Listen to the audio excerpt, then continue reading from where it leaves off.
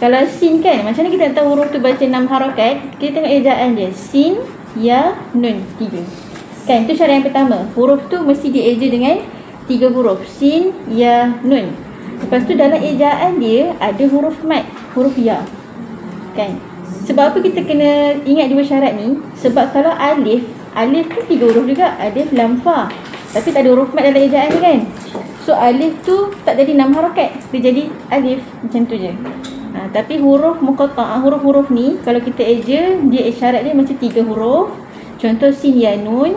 Syarat yang kedua dalam ejaan tu kena ada huruf mat.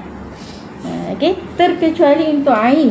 Ain tu kalau kita baca ain kan, ain tu baris atas lah, ya mati. Ya tu tak dikategorikan huruf mat.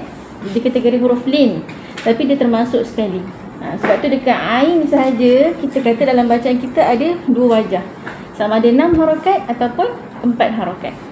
Tapi yang tu korang tak ingat pun tak apa. Yang penting korang ingat, kalau jumpa huruf satu-satu ada tanda mat macam tu, mesti baca berapa harakat? 6 harakat. Kalau tak ada tanda apa-apa? 2 harakat. Terkecuali untuk alif. Alif kita baca macam tu je. Alif. Macam tu. Okey?